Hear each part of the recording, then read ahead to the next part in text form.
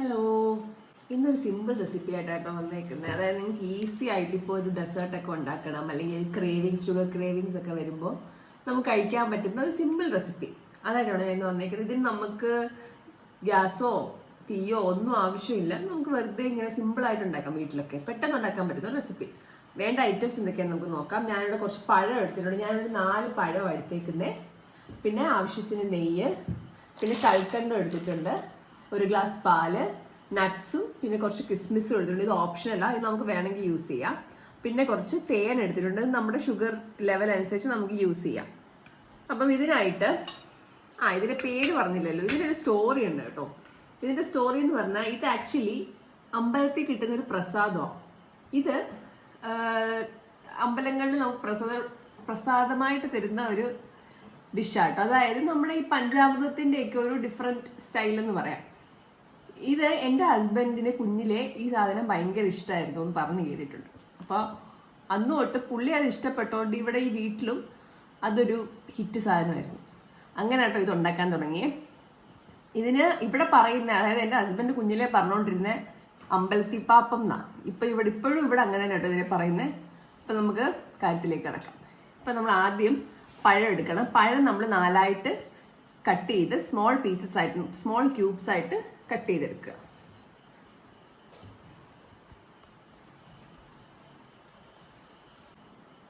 നമുക്ക് പഴം കട്ട് ചെയ്യാം, സൂക്ഷിച്ച് കട്ട് ചെയ്യണം ഗൈസ്. കൈ ഒന്നും മുറിയല്ലേ.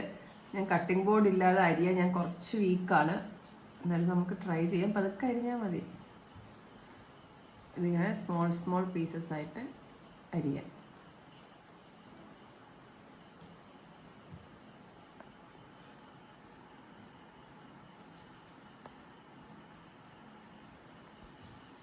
ഇതിപ്പോൾ നമ്മൾ ഫുള്ള് കട്ട് ചെയ്തു. ഞാൻ ഒറ്റയ്ക്കല്ല കേട്ടോ, കുറച്ച് അമ്മേനെ ഹെൽപ്പ് ചെയ്തു. അത്രയും ഒരു ടാലൻറ്റ് എനിക്കില്ലാത്തതുകൊണ്ടാണ്.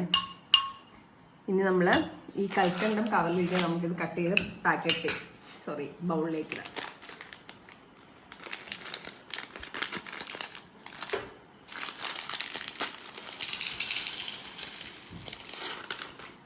കുറച്ച് മതി. നമ്മുടെ ഇൻഗ്രീഡിയൻസ് എല്ലാം റെഡി ആയിട്ടുണ്ട്. ഇനി നമുക്കിത് ഓരോന്നും ഇതിലേക്ക് ചേർക്കാം. ആദ്യം നമുക്ക് കുറച്ച് നെയ്യ് ഇട്ട് കൊടുക്കാം. വളരെ കുറച്ച് മതി, ഒരു 2 സ്പൂൺ നെയ്യ് ഇട്ട് കൊടുക്കാം. ഓക്കെ. പിന്നെ നമുക്ക് ആവശ്യത്തിന് കൽക്കണ്ടം, അത് നമുക്ക് തൽക്കാലം 2 സ്പൂൺ ഇടാം. പിന്നെ ആവശ്യം ഉണ്ടെങ്കിൽ നമുക്ക് ഇട്ട് കൊടുക്കാം. നെയ്യ് നിങ്ങളുടെ ആവശ്യത്തിന് ഇടുക. ഇപ്പോൾ ഒരു 1 സ്പൂണാട്ടോ ഒഴിക്കുന്നത്. ഒരുപാടെല്ലാം മധുരവും വേണ്ടല്ലോ. പിന്നെ നമ്മുടെ നട്ട്സ്, ആക്ച്വലി ഈ നട്ട്സും കിസ്മിസും ഒക്കെ ഓപ്ഷനല്ല. നമ്മൾ അമ്പലത്തിൽ നിന്നും കിട്ടുമ്പോൾ ഇങ്ങനെ കിട്ടാറില്ല. പിന്നെ നമുക്കിത് ആഡ് ചെയ്യാം.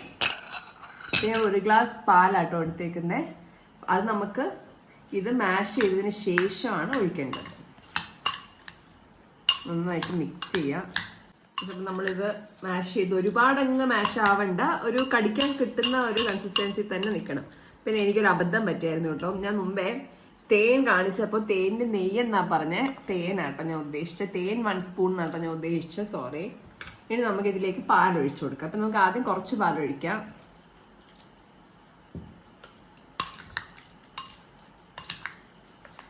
നമുക്ക് ആവശ്യം ഉണ്ടെങ്കിൽ ആഡ് ചെയ്ത് കൊടുത്താൽ മതി. ഒരു കുറുകിയ കൺസിസ്റ്റൻസിയിൽ ഇത് ഇങ്ങനെ കിടക്കണം. അപ്പം ഇത് ഈ പാലിൻ്റെ ആവശ്യമേ ഉള്ളൂ. നന്നായിട്ട് മിക്സ് ചെയ്യാം.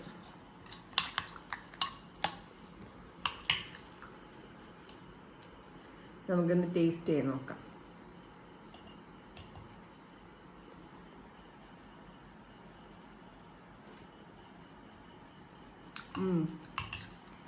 നന്നായിട്ടുണ്ട്.